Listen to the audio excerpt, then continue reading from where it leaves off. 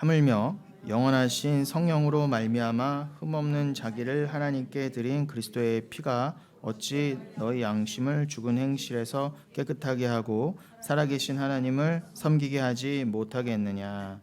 아멘. 예, 우리 지난주에 나누었던 그 히브리서 9장 14절 말씀이었죠.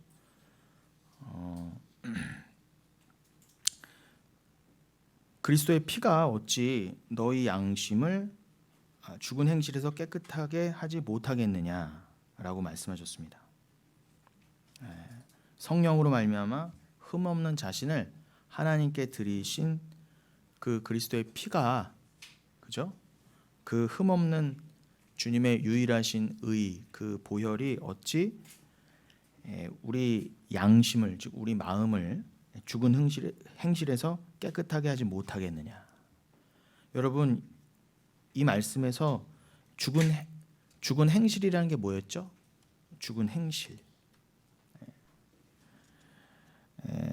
여러분, 사람들의 율법 지킴은 인간 측에서의 행실, 행함에 중점을 두는 것이죠. 그런데 하나님의 은혜를 알지 못하는 인간들의 그 행함, 즉 죽은 행실, 그게 바로 죽은 행실이라는 겁니다. 하나님의 은혜를 알지 못하는 인간들의 그 행함, 곧 예수를 알지 못하고 그만큼 인간 행위의 악함과 불가능함을 알지 못함으로 그 하나님의 은혜이신 예수를 의지하지 않는 것이 곧 죽은 행실이라는 거예요. 다시 한번요. 우리가 이 죽은 행실을 해결하지 않으면 구원이 없어요. 뭐가 그럼 진짜 죽은 행실이냐는 거예요. 하나님께서 이 세상에 나도 교회 다녀요, 나도 예수 믿어야 하는 사람들이 많음에도 불구하고 우리나라에도 4분의 1이 예수를 믿는다고 자랑하잖아요. 그런데 주님 보시기에는 대부분이 죽은 행실이라는 거예요. 그래서 그 예로서 요한계시록의 그 사대교회를 예를 들어 말씀해 드렸죠. 자기들이 산 자의 이름을 갖고 있다고는 하나 니들은 다 죽은 자야 그러셨어요. 자, 여러분 여기서 이름을 잘 기억해 놓으시기 바랍니다. 제가 이름 얘기를 좀 이따 할 거거든요. 내가 산 자의 이름을 가졌어요 라는 게 무슨 뜻이에요? 이름이 말하는 게 뭐예요? 내가 이 땅에 남기고 싶은, 내가 추구하는 자아잖아요. 자아 부인의 정반대죠. 이 땅에서 나는 평판 얻고 칭찬받고 그냥 이 땅에 내가 살고 싶은 나, 그게 내 이름이었어요. 내 이름을 걸고 내 이름만을 위해 살았어요. 그래서 때로는 남도 죽이고 진짜 살인을 안 했다 하더라도 남을 나의 유익을 위해서 조금이라도 모함하고 미워하면 이미 죽인 거예요. 우리 거기서 다 자유로울 수 없죠. 내가 조금이라도 불리하거나 나에게 조금이라도 위기가 오면 어떻게 해요? 남을 금방 깎아내리고 남에게 금방 등에다 칼 꽂고 내가 부족한 게 있으면은 내 양심은 금세 사라지고 남의 것을 막 빼앗으려고 하는 모함이 그득했어요. 대놓고 사기는 안 쳐도 우리 마음엔 그게 늘 내재돼 있었어요. 그러면서 나는 착한 사람이래요. 나는 법 없이도 살 사람이고 나만한 사람이 없다는 거예요. 그런데 내가 가장 악한 사람이었어요. 그러한 나를 위해서 하나님마저도 이용했어요. 하나님을 위해서 내가 있는 게 아니라 나의 그 욕심을 위해서, 나의 그 이름을 위해서, 나의 인생과 나의 삶을 위해서 하나님을 막 동원시켰어요. 그게 진짜 죄거든요. 그러니 여러분, 내 이름을 위해 사는 게 가장 악한 겁니다. 그래서 사울 왕이나 다윗을 반역했던 그 압살롬, 다윗을 반역했다는 건 여러분, 다윗은 예수를 예표하잖아요. 그래서 압살롬은 악인이라는 거예요. 단순히 압살롬이 반항을 일으켜서 아버지에게 불효해서 아버지인 왕위를 아버지의 왕위를 찬탈했기 때문에 무조건 나쁜 놈이라는 게 아니라 압살롬은 예수를 예표하는 다윗의 반대편, 그 진리의 반대편에 있었기 때문에 압살롬은 악한 자라고 하는데 그 압살롬이든 사울이든, 사울도 다윗의 반대편에 있던 자였잖아요. 그 말은 예수의 반대편에 있던 그 안티크라이스트, 적그리스도란 뜻입니다. 근데 그 적그리스도의 공통점이 뭐라고요? 다 자기 이름을 위해 산대요. 그래서 사울 왕도 압살롬 같은 그 악인을 대표하는 인물들이 공통점이 뭐였어요? 다 자기 이름을 위해 산다고 그랬잖아요. 비석에다가도 심지어 내 이름을 영원히 남기려고, 이 땅에 남기려고, 남는 것도 아닌데 남기려고 그냥 자기 이름을 어떻게든 더 휘날리기 위해서 안간힘을 썼던 게 악인의 특징입니다. 그래서 바벨탑도 어떻게 해요? 자기 이름을 걸고 바벨탑을 세웠다면서요. 그러니 그게 여러분 사대교회에게 말씀하신, 너는 내가 살아서 스스로 내 이름을 위해 삽니다 하나 너는 죽은 자다. 그게 죽은 행실이라는 거예요. 그러니 여러분 그것을 받아서 지난주와 오늘의 본문인 히브리서 9장 14절에서도 뭐라고 한다고요? 너희 마음을 죽은 행실에서 깨끗하게 해야 되는데 그것의 유일한 방법은 예수의 피밖에 없다는 거예요. 그 죄에서, 자기 확장의 그 죄에서, 하나님이 진짜 진노하시는 그 죄에서 돌이킬 수 있는 유일한 길은 예수의 피가밖에 없다. 근데 예수의 피가 흠없는 어린 양의 피, 하나님이 인정하신 그 성령으로 말미암는 피인데 어찌 그 예수의 피가 너희의 그 마음을 더러운 진짜 죽은 행실에서 건지지 못하겠느냐, 구원하지 못하겠느냐, 그게 히브리서 9장 14절의 핵심이란 말입니다. 그러니 이것을 알지 못하고 내가 뭔가를 행한다, 내가 뭐 예수를 믿는다, 교회도 다닌다, 착한 일도 한다, 뭐 전도도 한다, 누구를 도왔다, 헌금도 한다, 뭐도 했다, 건물도 세웠다, 선교도 간다, 이 모든 게 다 악이라는 거예요. 여러분 악인에게서 나오는 게 아무리 착해 보여도 그건 악한 거예요. 여러분 여기 바퀴벌레가 있어요. 2마리가. 그래도 바퀴벌레예요. 2마리가 서로 손에 손 잡고 바퀴벌레가 막 서로 사랑한대요. 그래서 옆에 막 쩔뚝거리는 바퀴벌레를 옆에서 바퀴벌레가 도와줘. 그럼 우리가 봤을 때 어우 저 바퀴벌레들 착하네, 세상 착하네, 어우 예쁜 바퀴벌레 이럽니까?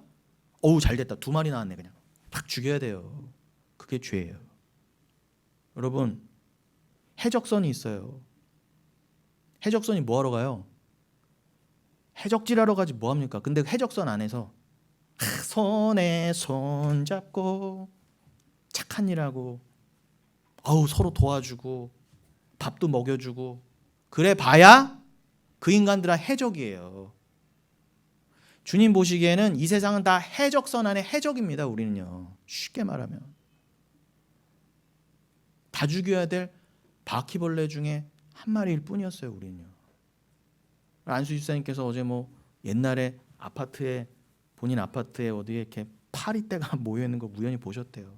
그게 왜 하필 안수 집사님 눈에 보여주냐는 거죠. 그래서 에프킬라 한 통을 가지고 다 죽였대요. 근데 그 파리들이요, 그 사이에서 가만히 보니까 서로 사랑도 하고 서로 막 먹여주고 그렇게 아름다운 공동체를 이루고 있더래요. 그 파리가요. 근데 뭐야, 안수 집사님 그걸 잘됐다 이것도 그냥 하나 다 같이 모여 있네. 바퀴벌레 한 통을 다 들어서 죽였단 말입니다. 그게 우리예요, 여러분. 성경에서 그러잖아요. 우린 버러지만도 못하다고요. 제발 벌레를 보시고 우리 자신을 보셔야 된다는 거예요. 우린 하나님 앞에 벌레만도 못하는 존재가 맞아요. 근데 우리 안에서 예수를 안 믿고 그저 선에, 이 노래가 자꾸 왜 나오는 거야? 너무 인본주의적이에요. 이 노래 정말 잘 짓긴 했는데 너무 코리아나죠. 너무 잘 불렀어요. 근데 정말 인본주의적인 기가 막힌 노래예요. 손에 손 잡고 뭐 하자는 거예요? 하나님 없이도 잘 살아보자는 게 결국은요, 인본주의는요. 올림픽의 정신이 그거예요. 올림픽에 예수 말하는 거 한마디로 들어보셨어요? 저는 못 들어봤어요. 그래서 올림픽도 악한 겁니다. 원래는 예수 없는 건 다 악한 거예요. 여러분 그렇게 여러분의 가치관이 바뀌셔야 돼요. 저는요 그 가치관이 안 바뀐 분들하고는 안 통해요. 그분들이 아무리 손에 손 잡고 저를 도와주시고 뭐 해도요, 그게 안 통하면 별로 안 이뻐요. 별로 안 사랑스러워요. 이게 통해야 돼요. 이게요. 이 가치관이 통해야 돼요. 그래야 그게 통해야 어떻게 해요? 예수 피를 믿는단 말입니다. 저는 예수 피 안 믿는 사람은요 별로 관심이 없어요. 아니 인생의 목적과 하나님을 찬양함에 있어서 인생이 창조되었는데 그걸 위해서 그 예수 피를 모르면 다 무익한 아무 쓸모없는 벌레보다도 못한 건데 무슨 의미가 있습니까? 서로 잘 살아보자 우리끼리. 이거는 아무 의미가 없어요. 그래서 제가 이렇게 반복하는 겁니다. 그러니 이거를 모르고 이 은혜를 모르고 내가 뭘 했다. 행실을 한다는 것 무슨 행실? 바퀴벌레 행실, 해적의 행실, 파리의 행실, 죽은 행실이라는 겁니다. 예수를 알지 못하는 주제에 그 은혜를 알지 못하는 주제에 그 은혜를 알지 못하는 만큼 인간은 어떻게 해요? 잘난 자기 행위를 내놓게 돼 있어요. 근데 그거를 계속 뿜어내는 게 인간의 행위를 뿜어내는 게 자기 의의를 쌓는 그저 악임에도 불구하고 그게 죄인 걸 모르고 그냥 그 행위로서 나는 하나님께 가지도 못하는 주제에 그걸 모르고 계속 내가 뭘 행한대요. 그리고 하나님 앞에 난 이만큼 했어요. 그리고 행위를 가지고 자기 공로를 가지고 하나님 앞에 디민다는 거예요. 하나님이 어우 냄새난다 치워라. 시편 64편 아니 이사야 64장 똥걸레다 치워라. 니들의 그 의는 더러운 똥걸레야 치워버려. 그렇게 말씀하시는 거예요. 그러니 여러분 하나님이 인정하신 유일한 은혜의 방법이신 그 예수님의 피를 의지하는 것이 곧 죽은 행실에서 우리가 건진받을 수 있는 유일한 길이다. 꼭 기억하시고. 그래서 죽은 그 율법 지킴, 은혜를 모른 채 그 율법을 우리가 받았잖아요. 율법은 행하라고 주신 게 아님에도 인간은 죄인이기 때문에 행하게 돼 있어요. 내가 율법을 행해봐야지. 행해서 복도 받아봐야지. 율법을 내가 할 수 있어. 여기까지 가요. 근데 하나님이 다 아시고 허락해 보신 거예요. 그런데 진짜 믿음이 들어간 자는 이게 다윗처럼 이게 내가 열심히 제사 드리고 예배 드리고 해봤는데 이게 내 행위로 되는 게 아니구나. 그저 은혜로 덮여야 되는구나라고 역설 가운데 깨닫게 돼 있어요. 열심을 부린 만큼 여러분도 그러시잖아요. 지금까지 뭐 어디 잘못된 데 계셨던 어디에 계셨던 지금까지 아무튼 뭐 주님 안 떠난다 하시고 신앙 안에 계셨다고 하면서 열심히 사셨잖아요. 기도원으로 금식하며 40일 다니엘 기도회 안 해보신 거 없잖아요. 근데 그렇게 또 열심히 해보신 분들이어야 은혜를 알아요. 그래서 하나님이 해봐 하신 거예요. 근데 여러분이 그걸 했기 때문에 공로로 인정해 주신 게 아니라 여러분을 어디로 이끄시려고요? 이게 다 무익한 거였구나. 율법을 내가 다윗처럼 내가 율법을 지킨 다음이 아니라 다윗처럼 똑같은 깨달음을 주시려고. 그 율법을 통해 내 죄가 더 드러나요. 내 옛사람이 더 드러나요. 나는 피로 덮일 수밖에 없는 존재구나를 아시라고 율법도 주시고 행위도 해보라고 주셨는데 그러니까 행위를 하도 너희는 어차피 율법을 줘봐야 행위로 나아갈 수밖에 없는 자들이야를 증거하신 거예요, 여러분. 그러니까 우리는 얼마나 연약해요. 근데 믿음을 주신 자들은 그 행함 속에서 진리를 깨닫게 돼 있어요. 그게 곧 야고보서의 행함에 있는 믿음이기도 해요. 근데 그 진짜 행함은 뭐라고요? 계시록 19장 8절 성도의 옳은 행실은 예수의 피로 빤 그 옷을 입는 거라잖아.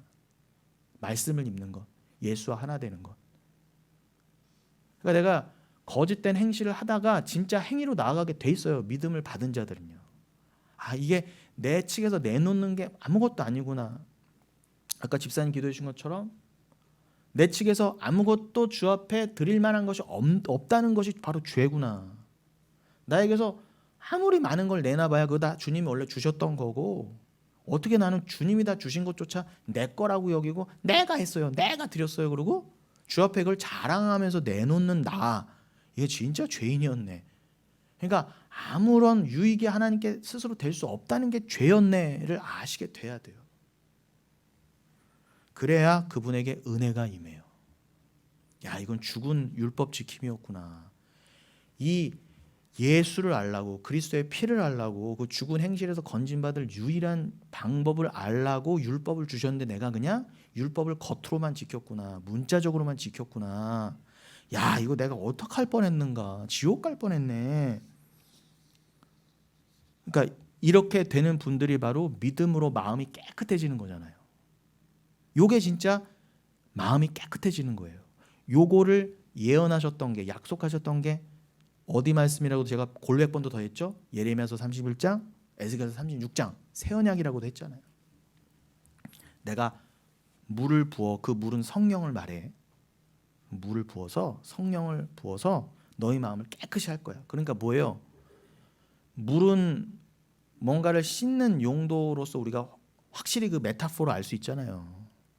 그러니까 성령이 우리의 그 진짜 죄를 씻는 그 성령이시구나를 알라고 불과 같은 성령을 하신 거예요.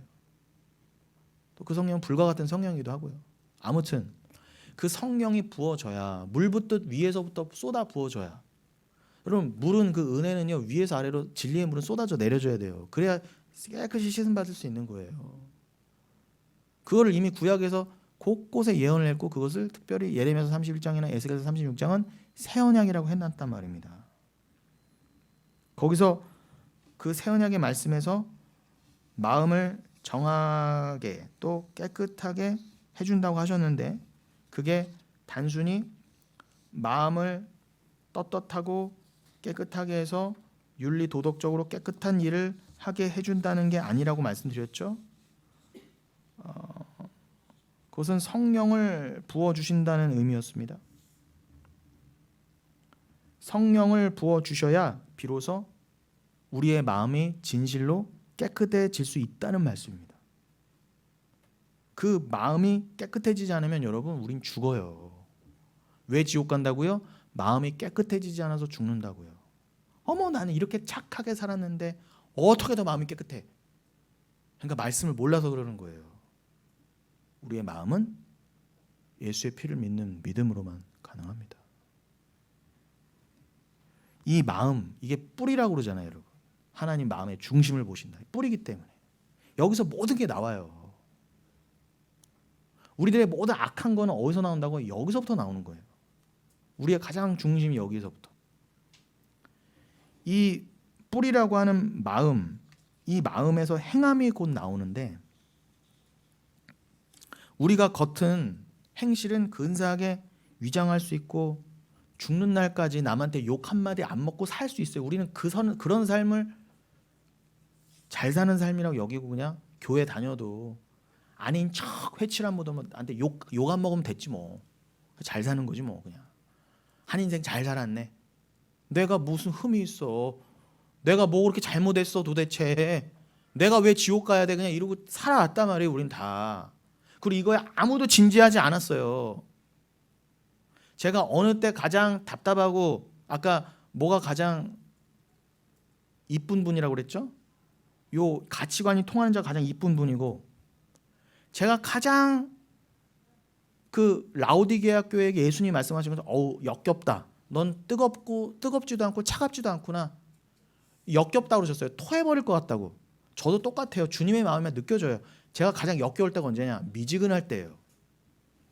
차라리 차가우라는 거예요. 차라리 건달로 가라는 거예요. 왜 양아치처럼 뜨거운 척, 차가운 척 하냐 말이에요. 미지근하게. 고개를 넘어가라 말이에요. 근데 고개를 안 넘어가면 안 통해. 맨 그 산 밑에서, 그죠? 예수님이 변화산 위에 있는데 산 밑에서 이게 어떻고 저렇게 어떻고 맨 지엽적인 걸로 그러면 안 돼요, 여러분. 그래서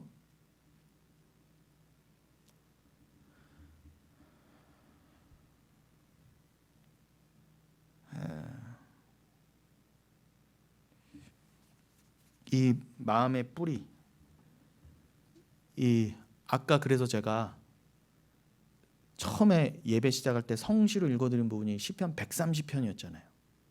거기서 뭐가 나와요? 파수꾼이 아침을 너무 갈망하면서 기다린대요. 파수꾼이 성을 지키는데, 여러분 군대 다녀오신 분들 아시죠? 밤에 불침번 쓰면 너무 피곤하고 힘들잖아요. 근데 누군가는 서야 돼. 그거를 파수꾼이 돼. 24시간 돌아가면서 경비를 서야 돼요. 졸면 안 돼요. 무조건 깨어 있어야 돼요. 군대도 안 갔다 오면 뭘 한다고 이렇게 말하는지 모르겠지만 제가 군대를 안 가고 싶어서 안 간 게 아니라 좀 면제 받았어요. 허리 때문에. 아무튼 요건 일반적으로 아는 거잖아요. 요 얘기는 파수꾼 얘기는 다 알잖아. 여자분도 알잖아요. 군대 안 갔다 아니까 하는 말이에요. 내가 굳이 이 얘기를 왜 했지? 분위기가 무거워서 그랬나? 여러분 파수꾼은 어떻게 한다고요? 파수꾼 그 경성함 계속 깨어 있어야 돼요.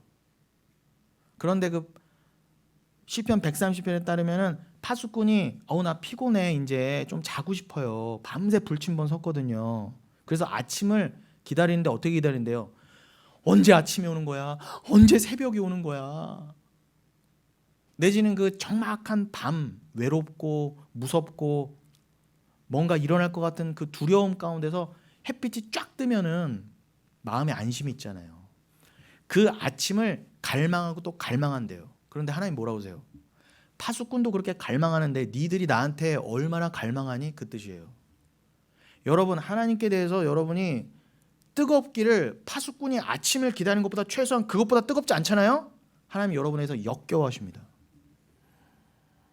신앙 밍숭맹숭 하는 것 아닙니다, 여러분. 신앙은 액세서리 뭐 그냥 대충 하는 거 아니에요. 여러분 그냥 지식 자랑하고 내가 이것 좀 안다 서로 자랑하고 그냥 삶을 좀 윤택하게 하고 사회생활 좀 교제하고 그런 용도가 아니에요. 이거는 죽고 사는 문제예요, 여러분.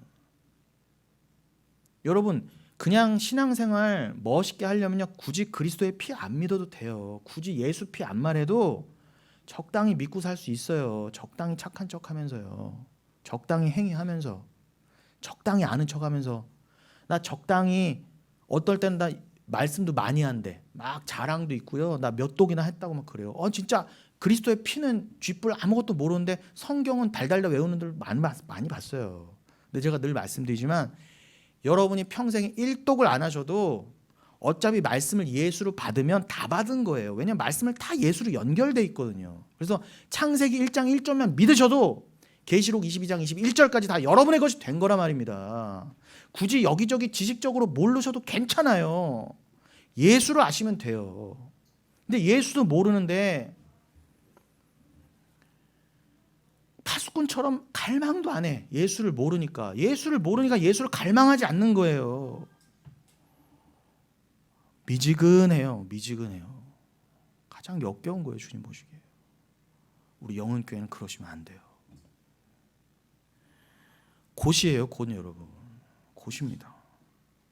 그러니 여러분 내가 그리스도의 피가 어떻게 나에게 들어와서 내가 주에 대한 갈망을 갖게 되었는가. 이 성령으로 내가 이 뿌리가 마음의 뿌리가 죽은 행실이 죽은 마음이 건짐을 받게 되었는가 씻음을 받았는가를 인정이 되지 않으시면 다 죽는 것이라는 뜻입니다. 아무 소망이 없어요. 그 사람이 아무리 부자고 아무리 강남에 빌딩을 갖고 있고 아무리 국가에 뭐 이순신보다 더한 유익을 가져다 주고 아무리 민주주의에 뭐 진보를 가져오고 아무리 뭐 국가 경제에 도움이 되고 아무리 유명한 사람이 돼도요 1000만 유튜버가 돼도 절대 구원 못 받아요. 절대 구원 못 받아요. 이걸 아시면 어떻게 말씀에 대해서 진지해지지 않을 수가 있겠습니까? 그런데 오늘 그 히브리서 9장 14절의 말씀은 예수 그리스도의 그 피가 그 죽은 행실에서 율법주의에서 건져내요. 마음을 깨끗하게 하신다는 거예요. 마음을 깨끗하게 만들어서 착한 일을 더 하게 만드신다는 뜻이 아니라 그 죽은 행실에서 구원해 낸다는 뜻이라고 말씀드렸죠. 즉 우리를 죽은 행실에서 건지신다는 그 피는요. 어디에서 우리를 건지신다고요? 죽은 행실, 율법주의에서 우리를 끄집어낸다는 거예요. 헛된 행실, 율법 지킴, 결국 내 자랑을 위해서 행위를 한다 율법적으로. 그 더러운 행실에서 끄집어내시는 게 그리스도의 피밖에 없다. 이제 그리스도의 피의 역할을 정확히 아시겠죠? 대충 믿지 마세요. 피를요. 정확히 알고 믿으시라는 거예요. 내가 왜 예수 피를 부르짖어야 되는지. 그래서 시편 51편 11절 띄워봐 주세요. 시편 51편 11절. 그래서 다윗이 이 고백을 터뜨릴 수밖에 없었던 거예요. 나를 주 앞에서 쫓아내지 마시며 주의 성령을 내게서 거두지 마소서. 왜 그래요? 그 예수님이 내가 그 성령을 물과 같이 부어서 너의 그 죽은 행실을 깨끗하게 해서 건져낼 거야. 너의 마음과 그 양심을 깨끗하게 할 거야. 라고 약속하신 그 성령이잖아요. 그 성령. 그러니까 다윗도 그 성령을 부르짖을 수밖에 없는 거예요. 다른 건 나 없어도 괜찮아요. 나 돈 없어도 괜찮아요. 마누라 없어도 괜찮아요. 자식 새끼 없어도 괜찮아요. 괜찮아요. 다 없어도 괜찮아요. 무화과 나무 잎이 마르고 포도 열매가 없으며 감람나무 열매 그치고 외양간 소가 없고 밭에 식물이 없어도 괜찮다는 거예요. 성령만 있으면. 여러분이 그만큼 성령에 갈급하시고 예수 피에 가람이 있으시냐 말이에요. 이 다윗의 고백이 여러분의 고백이 안 되잖아요. 제가 단언합니다. 한 명도 천국 문턱 못 넘어갑니다. 갈급하셔야 돼요. 갈급하셔야 돼요. 이 성령은 호푸뉴마라고도 말씀드렸습니다. 너희가 성령을 받아야 진짜 산 존재가 된다. 너희들은 그냥 육신을 갖고 있는 푸시케지만 너희라고 하는 그 육신적인 존재가 정말 살아나려면 호푸뉴마를 받아야 돼. 그 성령이에요. 그러니까 그냥 푸뉴마 말고, 푸뉴마는 헬라어 일반적으로도 여러 군데서 쓰였어요. 그리스 사람도 썼고 그리스 철학자들 플라톤도 다 썼어요. 푸뉴마란 말은. 근데 성경에서 말한 푸뉴마는 뭐예요? 호푸뉴마예요. 그 푸뉴마, 그 성령, 그 말씀, 그 진리, 그 예수 안 믿으면, 그러니까 만세전에 택함 받은 자는 그 호푸뉴마가 들어오게 돼 있다는 거예요. 우리는 왜 다 죽은 존재라고요? 왜 다 죄인이라고 그래요? 호푸뉴마가 없었으니까. 없는 채로 엄마 뱃속에서 태어났으니까. 응애 하고 태어나도 육신의 호흡만 갖고 태어났지, 다 너희는 나한테서 끊겨서 태어난다 그래요. 그래서 너희는 의인은 없네, 다 죄인이라는 거예요. 그러니까 예수님이 니고데모한테도 뭐라고 하셨다? 너희는 거듭나야 된다 그래요. 중생해야 된다. 거듭나면 뭐예요? 다시 태어나라는 거잖아요. 엄마 뱃속에서 태어나는 건 이미 죽은 거라는 거예요. 그건 태어나는 게 아니에요. 진짜 태어나는 게 뭐예요? 성령으로 거듭나야 된다는 거예요. 거기서도 물과 성령, 물고 성령이라고 그랬죠? 거기서 물하고 성령 얘기 나오잖아요. 그러니까 물과 같은 성령으로 깨끗함을 받지 못하면 그게 거듭남이거든요. 그렇지 못하면, 그것을 정확히는 아노땡, 위로 나다예요. 위의 진리로 나지 않으면 절대 너희는 존재가 아니다 그래요. 그래서 다윗도 그 호푸뉴마, 그 성령, 그 말씀을 그렇게 갈급해간 거예요. 파수꾼이 아침을 기다림보다 더 얼마나 갈급했어요. 주님 제발 저를 용서해 주시고 성령만은 갖고 가지 말아주세요. 그 상황이 어떤 상황? 바람 피고 그 바람핀 상간녀의 남편까지 죽여버린 그 상황이에요. 어머, 저 때려 죽일 인간. 물론 때려 죽일 인간 맞는데 그는 구원 받았어요. 우리의 기준이 아니에요, 여러분. 평생 바람 한 번 안 피고 남 한 번도 미워하지 않고 나쁜 짓 한 번도, 그 감옥에 한 번도 안 간 사람도 누구는 지옥 가는데, 누구는 그 말도 안 되는 상황을 통해서 나의 죄가 드러남으로 성령만을 꼭 붙들게 돼요. 피를 꼭 붙들게 되면 누가 복 받은 거예요, 여러분? 진짜 세상은 뭐예요? 저런 나쁜 인간하고 저주하지만 하나님 입장에선 진짜 복된 자가 누구? 하나님이 그 진짜 복된 자를 만드시려고 그런 상황을 허락하셨다는 거예요. 네 죄가 드러나도록.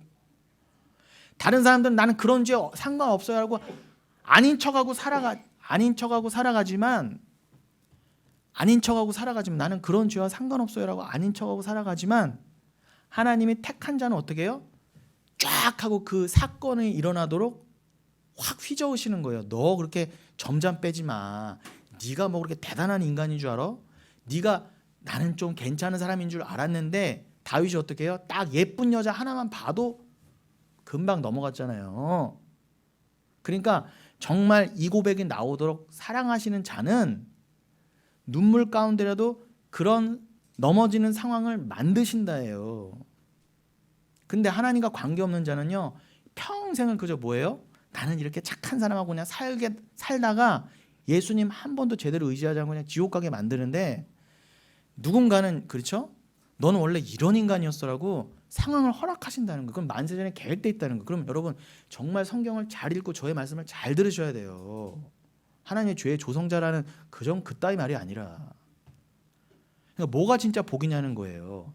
겉으로 봤을 때 저 바람핀 인간, 저 살인한 인간 분명히 저주스러운 모습인데, 하나님 입장에서 뭐예요? 합력하여 선을 이루시기는 진짜 복된 자라는 거예요. 그럼 우리는 가치관이 어떻게 바뀌어야 돼요? 제가 정말 이뻐하시는 분의 그 가치관, 제가 통하는 그 가치관은 뭐예요? 사람을 함부로 겉으로 선악으로 판단하지 마시라는 거예요. 저 사람이 지금은 때려 죽일 인간처럼 보일 수 있지만 진짜 하나님께 복 받은 사람일 수 있다는 거예요.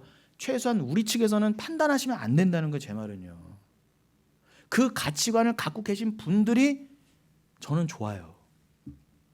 괜히 겉으로만 드러난 걸로 판단하는 거 말고요.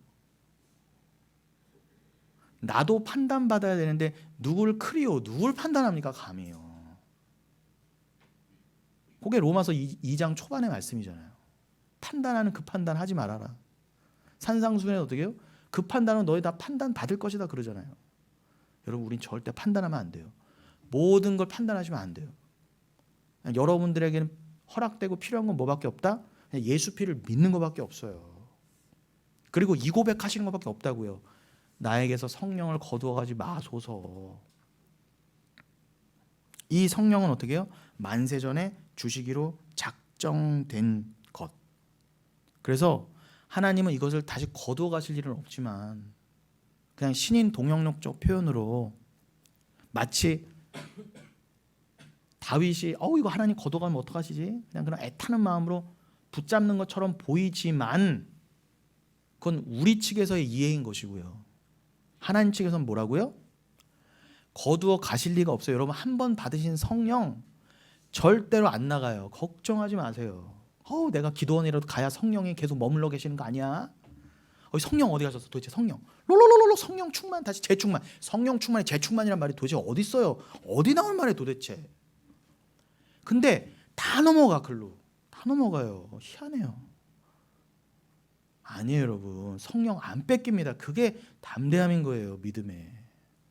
우리가 눈치채지 못할 뿐이지 성령은 한 번도 여러분을 떠나신 적이 없어요. 이거는 인간 측의 입장에서 너무 사모하는 마음에 드리는 고백이지만 하나님 측에서는 뭐라고요? 한 번 만세전에 주시기로 작정된 성령은 절대 나갈 일도 없고 거두어 가실 일도 없어요. 그것까지 믿으시란 말입니다. 여러분, 하나님 나라가 뭐예요? 한문으로 천국이잖아요. 천국. 그런데 천국은 우리가 죽어서 가는 곳입니까? 아니면 오는 곳입니까? 이것부터도 우리는 헷갈려요. 모든 세상 종교는 천국 간대요. 내가. 아닙니다. 기독교만큼은 천국은 나에게 오는 거예요. 천국은 예수라면서요. 그래서 사마리아인에게 서둘러 오순절에 맞춰 오신 것처럼 성령이 나에게 이렇게 오시는 거예요. 천국은 오시는 겁니다. 그래서 회개하라 그런 거. 이미 천국이 왔다. 가까이 오시는 것처럼 보이지만 만세전에는 이미 오기로 작정된 게 이미 왔다입니다. 완료예요. 헷갈려하지 않으셔도 괜찮아요. 믿음의 측면에서 보면 이미 받은 거예요. 그 성령 언제 간 적이 없어요. 인제서야 서둘러 오신 것도 아니고요. 그 천국은. 그러므로 천국은 우리가 죽어서 가는 곳이 아닙니다. 여러분. 명확하게 기억하세요. 정확히 아셔야 돼요. 그래야 진짜 천국 가십니다. 그냥 문자적으로 우리 가는 곳이 천국이 아니에요.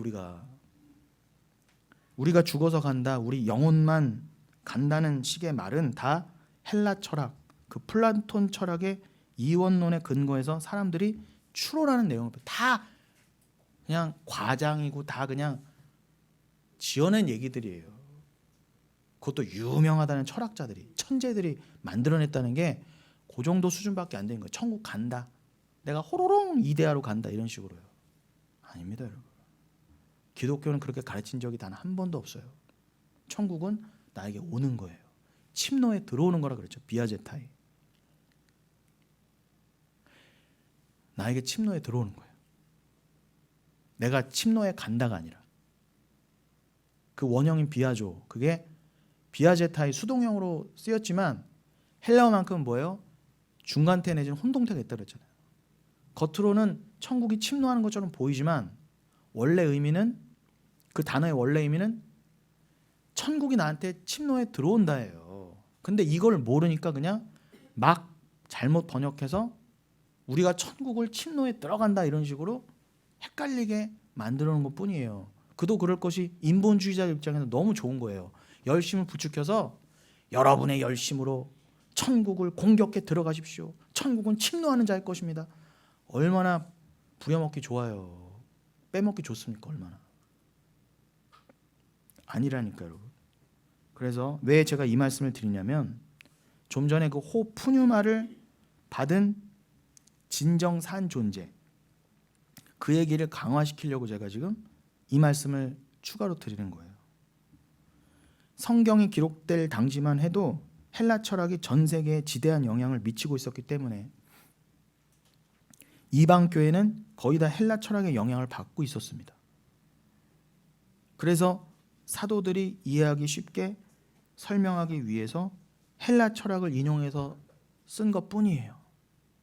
하나님은 언제나 세상 것을 가지고 진리를 설명하시니까요. 그러니까 진리를 설명하시기 위해서 다 허락하신 거예요. 만드신 거예요. 하나님 다 헬라 철학도. 근데 믿음을 가진 자는요, 그 찌끄러기, 그 파편, 그 헬라 철학 같은 거 가지고도 저기를 알아먹게 돼 있다는 거예요. 그러니까 이거를요, 믿음이 없는 자들은 그냥 액면 그대로 받아들인 거예요. 어머, 플라톤이 그렇게 얘기했대. 야, 정말 천국 그냥 가는 거 아니야? 야, 극락 왕생 이런 거 아니야? 진짜? 이렇게 말하는 거예요. 믿음이 없는 자는요. 인간이, 여러분 추우시면은 에어컨 조금 줄이시거나 끄셔도 됩니다. 인간이 영과 혼과 육으로 나뉜다. 그 푸뉴마, 푸시케, 소마로 나뉜다. 예. 이렇게 영과 혼과 육으로 나뉜다는 것은 원래 플라톤 철학이에요, 여러분. 플라톤 철학이었어요.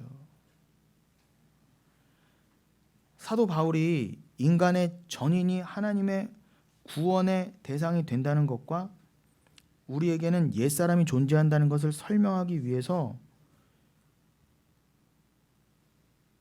영혼과 육신을 나누어 설명한 것뿐이지, 그냥 여러분 쉽게 말씀드리면 여러분은 전인이라고 생각하시면 돼요. 영혼 육 나누시면 안 돼요. 우리는 그냥 원래 하나예요. 쉽게 말하면 뭐예요? 여러분의 생각도 여러분 거, 여러분의 말도 여러분 거, 여러분의 행동도 여러분 거예요. 어우, 내가 이 술 마신 건요, 내가 한 게 아니에요. 저 귀신 새끼가 그런 거예요. 귀신이 그런 거예요. 그게 헬라 철학이에요. 그러니까 어떻게 해요? 우리나라가 이렇게 음주에 대해서 관대해진 거예요. 음주운전 해도 어떻게 해요? 남의 가정 다 망랑해 놓고, 남의 가정 아주 그냥 산산조각 내놓고는 음주에서 감형이 돼요. 음주했다고. 그건 그 사람이 한 게 아니야. 그 사람이 음주해서 술이 잘못인 거지, 이렇게 되는 거예요. 그게 여러분 말이 돼요? 근데 말이 안 되는 거 알면서 다 그렇게 가요. 희한합니다. 아니, 어떤 애가 남의 애를 죽음에 몰아가게 했어요. 정말 사악해요. 아무리 어린애도 여러분 사악한 죄인이에요.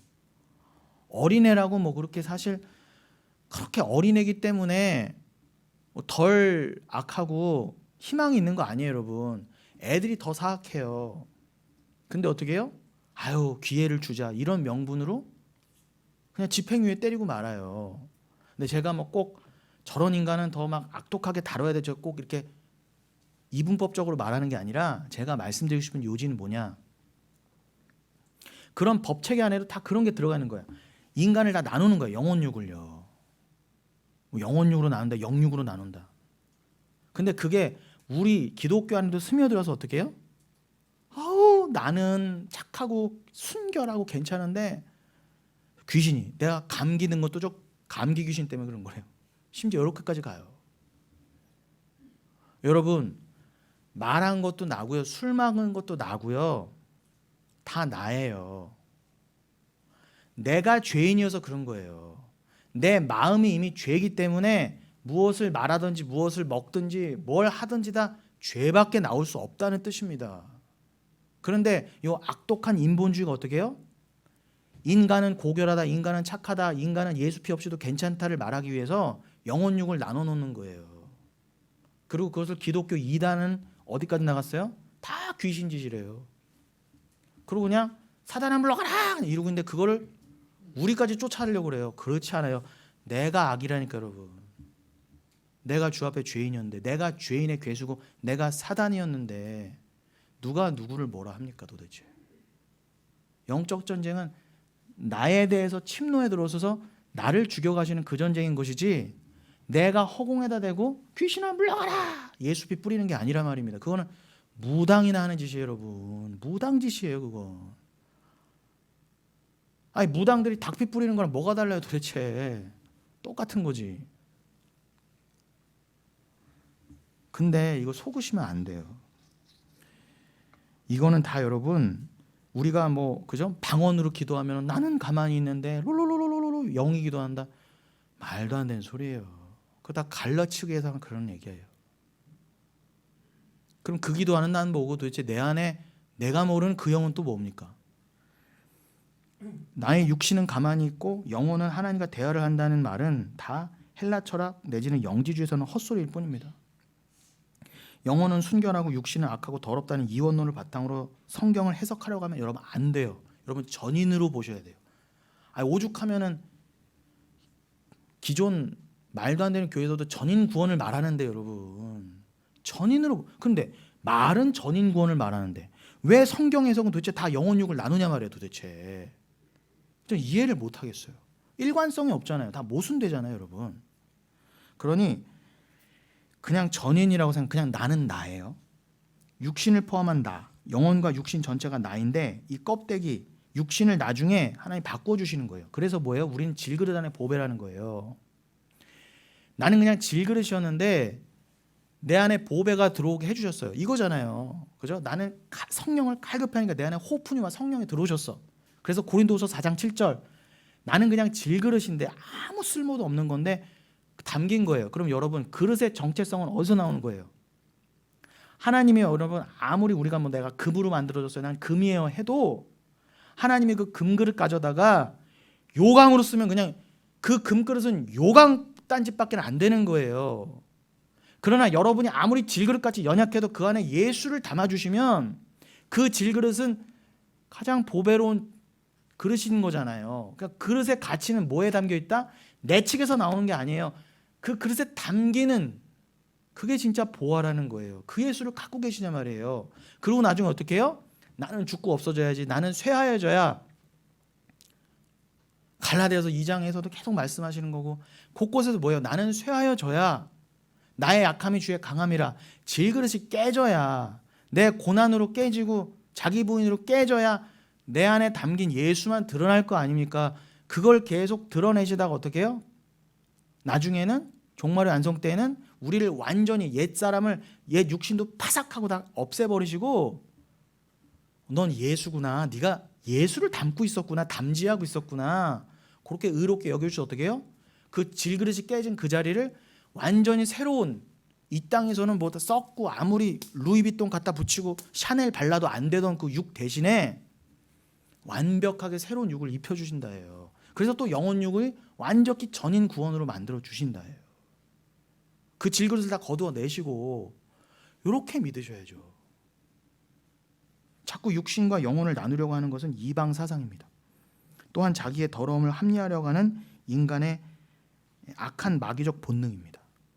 그렇게 나누어 놓고 실제로 내 안에 들어있는 영은 괜찮은데 육신은 더럽다. 육신의 더러움은 내 책임이 아니다라고 착각하는 것뿐이에요.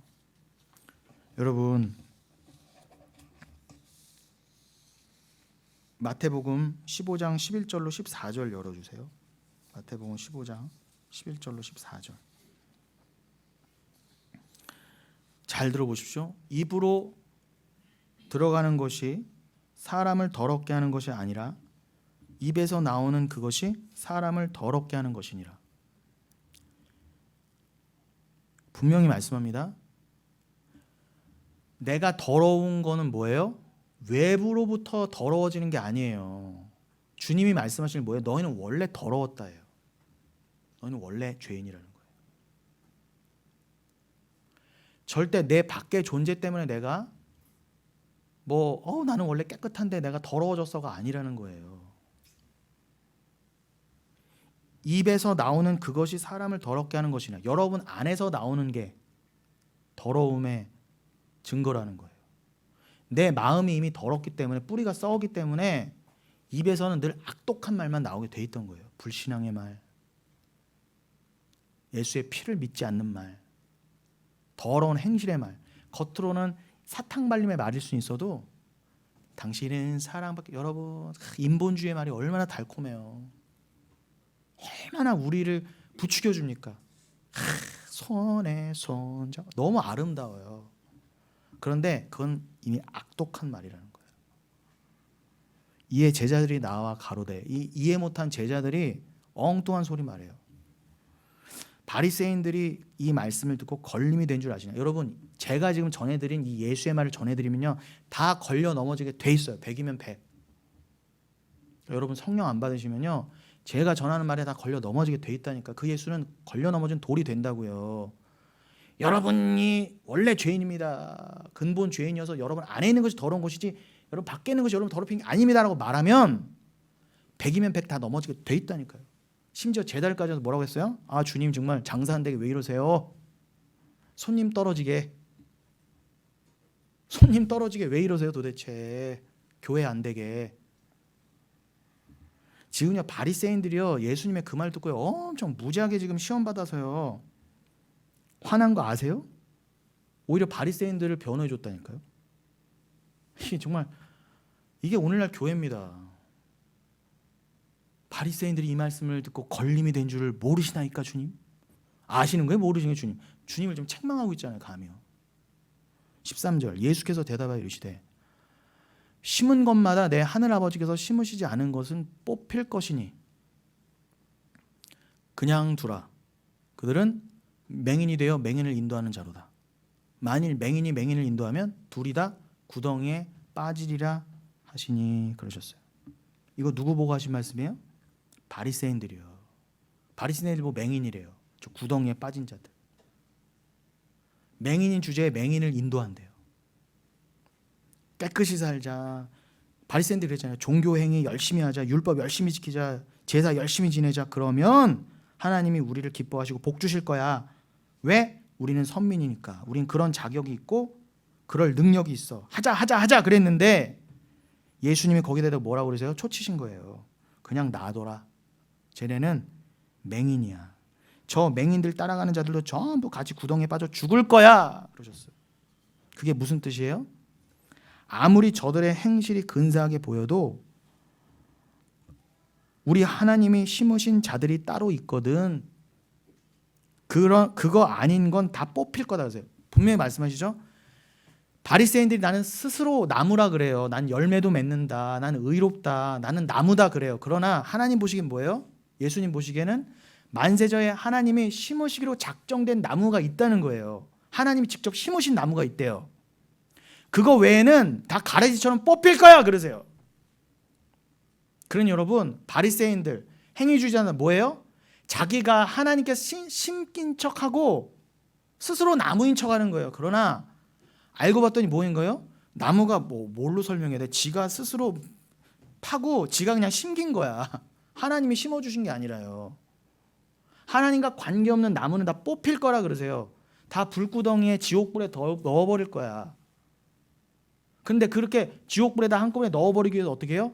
맹인으로 하여금 인도하게 해서 그 맹인이 인도하는 데 따라 어떻게 해요? 여러분 기억나시죠? 그 동화 뭐예요? 피리를 쫙 불면서 가니까 동네 애들이 다 피리 따라 갔잖아요. 그런 것처럼 맹인이 뭐 인도하고 롤롤롤롤 인도하는데 다 쫓아갈 거래요. 마치 등에 날벌레들 모이는 것처럼 다 몰려갈 거라는 거예요. 그럼 어떻게 해요? 다 한꺼번에 모아서 불구덩이에 던지기 편하잖아요. 그 역할이라는 거예요, 여러분. 여러분 굉장히 살 떨리지 않으십니까?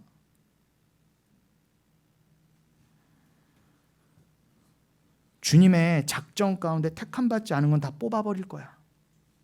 이 말씀이 어느 말씀에 지금 붙어 나와 있다고요? 밖에서 들어가는 게 사람을 더럽게 하는 것이 아니야. 너희 안의 것에 영향을 못 미친다. 밖의 것은 이 말씀에 붙어 있는 거 아닙니까 지금? 그런데 하나님이 심으시지 않는 나무들은 내가 나를 스스로 심었다는 거죠. 그리고 내 공로로 열매도 맺었대요. 아니에요, 여러분. 예수만 믿으시면 돼요. 행위 없어요. 오직 은혜입니다. 하나님 나라는 은혜로만 존재하고 은혜로만 경륜되며 은혜로만 완료되는 곳이에요. 그럼에도 불구하고 마치 예수님의 십자가는 겨우 집행유예 정도만을 따내는 용도로 생각하고 그 집행유예 기간 동안에 우리가 우리 스스로의 힘으로 열매를 맺어내지 못하면 다시 형이 집행된다고 교회 안에서도 주장하는 자들이 있고요. 타종교회도 역시 있고요. 그런데 그들의 공통점은 뭐냐? 그들이 부리는 억지는 주님의 십자가 구원의 완료성에 엄청난 흠집을 내는 사악한 거짓 가르침인 것입니다. 그러한 것들은. 십자가는요, 여러분 그 자체로 완료성을 갖고 있어요. 완성된 거예요, 이미. 만세전에. 그걸 모르니까 자꾸 가게에 흐르는 저주니 헛소리들 하는 겁니다. 교묘하게 들어와 있는 악한 인본주의적 사유예요. 진짜 뭐예요? 그게 무당도 아니고 도대체. 그게 메릴 여자 미국 여자 이름도 생각이 안 나네. 그 미국에서 잘못된 거짓 가르침 이단적인 가르침이 어떻게 우리나라에 잘못 들어와서 목사들이 다 그거 가르쳤어요. 가게 흐르는 저주 끊어야 된다고. 지금도 그러죠. 그 트렌드 한참 지난 겁니다, 여러분. 유행도 지난 거예요, 이제는요. 그건 예수님의 십자가의 완전함, 완료성을 부정하는 거예요. 예수님의 십자가는 능력이 부족해서 가게에 흐르는 저주는 남겨두고 없앤 겁니까, 여러분? 아니에요. 모든 걸 다 없앤 거예요. 우리가 이렇게 힘들고 어려운 건 조상 탓이 아니에요, 여러분. 가게에 흘러내려온 저주 때문이 아니라 아담 안에서 선악과를 범한 나 때문이라 말입니다. 내가 원인이에요. 내가 죄인이에요. 왜 조상 탓으로 돌리세요? 왜 엉뚱한 귀신 탓 조상 탓을 합니까? 그럼 나는 어디 간 거예요, 도대체 나는? 죄 지은 나는 어디 간 거예요? 이게 순 악당들의 신보인 거예요. 이 근본 죄인이 피로 씻음을 받고 용서를 받는 그 은혜로 나아가야 되는데 이거를 부정하고 이걸 싫어하니까 나는 아니고 자꾸 저것 때문에 가게 흐르는 저주 귀신 탓 이렇게 가는 거예요. 내가 복음을 모르고 십자가 앞에 무릎 꿇지 못하니까. 그래서 제가 내적 치유 같은 걸 너무 싫어하는 거예요. 우리 교회에 성경만 배우면 돼요. 쓸데없는 프로그램.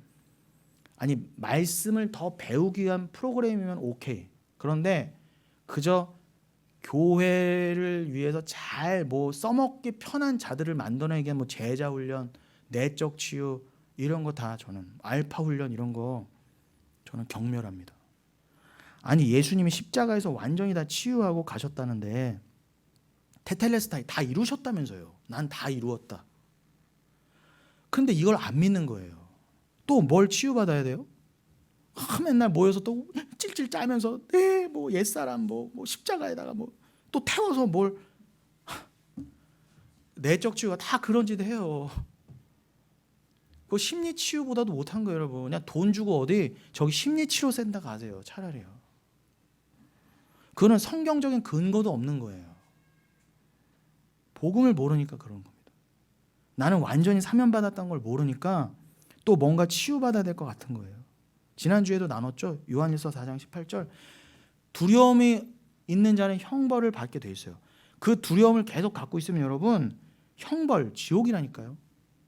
그런데도 뭔가 또 저주를 풀어야 될 것 같고 해결해야 될 것 같아서 불안해하는 겁니다. 그런 이 시대는 예수 안 믿는 거예요. 무슨 교회가 예수를 믿어요. 거짓말하지 말라고 그러세요. 십자가 안 믿는 거예요. 십자가 걸어놨어도. 그냥 자기 믿는 거예요. 자기의 편한 삶, 그거 추구하는 거예요. 그게 나를 우상 삼아서 하는 죄인들의 실체인 것입니다. 그러니 여러분, 제가 어제 짧은 영상으로도 여기 어제 찍었거든요. 요거 관련된 것들이요. 한 15분밖에 안 돼요. 여러분, 내일이나 내일 모레쯤 우리 저기 실장님이 올려주시면 여러분 꼭 재미없고 저 목사가 더더더거리고 편집도 뭐 그런 거 같고 목사가 잘생기지도 않고 이만한 대갈 머리가 이만한 사람이 나와서 막 이렇게 얘기해도 차라리 화면 꺼놓으시고 목소리만 들으세요. 저를 보지 마시고 제 안에 예수만 보시면 돼요. 우리는 고작 집행유예를 선고받은 자들이 아닙니다. 더 이상 우리가 노력하여 풀어내야 할 저주도 없고 우리가 열심히 노력하지 않으면 십자가의 효력이 무효가 되는 그런 일도 없습니다. 우리는 완전히 죄를 사면받은 자들이에요. 우리가 받을 형벌은 이미 예수가 다 십자가에서 받아버리셨어요. 그래서 우리는 순결하고 고귀한 하늘의 자녀로 이미 완성되어 버렸어요. 에베소서 1장 3절 7절 찬송하리로다 에베소서 1장 3절로 7절 하나님 곧 우리 주 예수 그리스도의 아버지께서 그리스도 안에서 하늘에 속한 모든 신령한 복을 우리에게 주시되 곧 창세전에 그리스도 안에서 우리를 택하사 우리로 사랑 안에서 그 앞에 거룩하고 흠이 없게 하시려고 그 기쁘신 뜻대로 우리를 예정하사 예수 그리스도로 말미암아 자기의 아들들이 되게 하셨으니 이는 그가 사랑하시는 자 안에서 우리에게 거저 주시는 바 그의 은혜의 영광을 찬송하게 하려는 것이라. 우리는 그리스도 안에서 그의 은혜의 풍성함을 따라 그의 피로 말미암아 속량한 곧 죄사함을 받았느니라. 이미 게임 끝난 거예요, 여러분. 만세전에 다 이렇게 된 거잖아요. 이 말씀을 제발 믿으세요. 여러분은 만세전의 예정 가운데 그 예수님과 함께 하나님 우편에 안침받은 거예요. 그래서 여러분 밖에 그 어떤 더러운 것도 여러분을 더럽게 하지 못한다는 거예요, 여러분. 그럼에도 우리에게 교묘하게 짐을 지우는 거짓 선지자들이 있죠. 예수를 믿고 난 후라 할지라도 열심히 노력하여 거룩하게 살기를 힘쓰지 않는 사람은 절대 구원 얻은 사람일 수가 없으니까 좋은 열매들을 맺어내라는 거예요. 듣기에는 좋아요. 맞는 것 같아요. 근데 여러분, 말 그대로 좋은 소리죠. 그러나 그보다 먼저 선행되어야 할 것이 주님의 십자가 은혜를 깊이 경험하고 깨닫는 거예요. 그거 먼저 해야 된다는 말씀입니다. 그리고 그 뒤에 나오는 열심은 내 안에 있는 하나님의 열심이어야 되는 것이라는 뜻입니다. 그게 지난주에 언급한 에베소서 5장 9절의 빛의 열매인 거예요. 빛의 열매 지난주에 마지막 부분에 말씀드렸죠. 그래야만 짐이 안 되는 것입니다. 우리에게 수고하고 무거운 짐이 안 되는 거예요. 그래야만. 그 앞에 것은 율법주의 유대주의자들이 그 당시 사람들에게 지웠던 그 수고하고 무거운 짐이란 말입니다. 그 행위주의. 근데 예수님이 거기에 대해서 뭐라고 말씀했냐? 여러분 이제 다 끝났어요. 저기 2분만 시간 주십시오. 누가복음 11장 46절. 누가복음 11장 46절. 이르시되 화 있을진저 또 너희 율법 교사여 율법 지켜라 제사 지내라 착하게 살아라 하는 그 율법사여 율법 가르친다고 말씀 가르친다고 하는 교사여 목사여 왜 지기 어려운 짐을 사람에게 지우고 너희는 한 손가락도 이 짐에 대지 않는도다.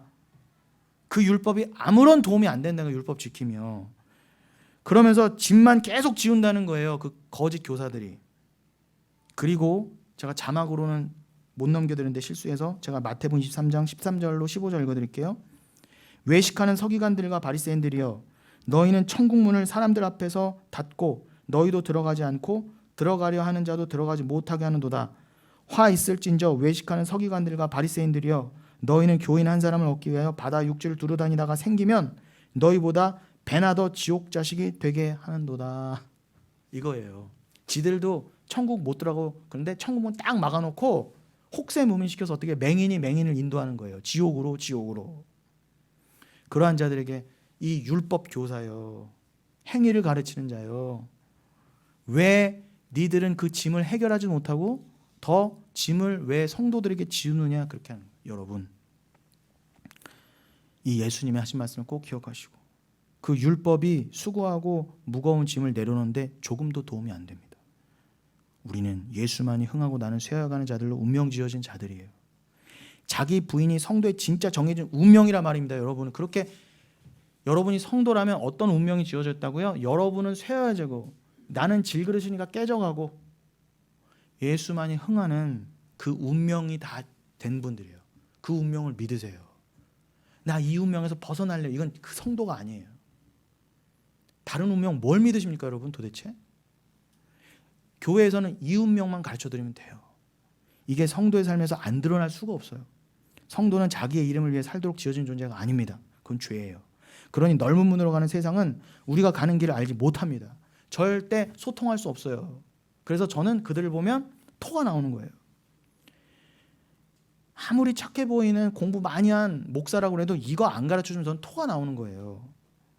절대 저는 그 사람에게 목사님이라고 훈장 달아주고 싶은 마음이 절대 없어요. 아무리 저보다 선배고 나이가 많아도. 이방인들이 진정한 선민인 우리 성도에 가는 길을 못 알아보는 건 당연합니다. 그러니 그들이 어떻게 우리를 좋아할 수 있겠습니까? 우리가 진짜 영혼교회가 진짜 교회라면 남들이 우리를 좋아할 수가 없어요. 좋아하지 않는 게 맞아요. 우리가 가는 길을 그들이 못 알아먹는데 어떻게 그들에게 좋은 평판을 얻을 수 있겠습니까? 2단 3단 소리 듣는 건 당연합니다. 그들은 교회 다닌다고 하면서도 늘 입만 열면 예수의 이름으로 예수의 이름으로 예수의 이름으로 기도도 하고 뭣도 하고 저것도 하면서 정작 삶은 자기 이름 남기는 데만 창념하고 있잖아요. 예수의 이름으로 결국 뭐고 해요? 내 이름 높이는데 내 이름을 삭제하는 게 아니라 예수의 이름으로 내 이름 높이는 사울과 압살롬의 길로 가잖아요. 그게 무슨 성도의 삶입니까? 순 거짓말입니다. 사람은 죽음 뒤에 삶인 영혼을 준비하며 살도록 지어진 존재입니다. 저기를 안 자는 저기를 위해 살게 돼 있어요. 영혼 속에서 나는 천국과 지옥 둘 중 어디로 가게 될 것인가? 거기에 여러분 제발 관심을 가지시고 곧 끝납니다. 저의 이 외침과 애타는 여러분에 대한 권면도 오래가지 않아요. 제발 귀찮아하시고 길다 또절 소리한다 그런 말 하지 마시고 있을 때 감사히 여기시고 제발 파수꾼보다 더 알았어 12시 나 끝내려고 했는데 12시에 만나요 브라보콘 이건가 잊지 마시고 여러분 꼭 함께 우리 다 같이 천국에서 다 또 교회의 이름으로 그리스도의 신부의 이름을 모이시는 저 여러분 되시기를 예수의 이름으로 축원드리겠습니다.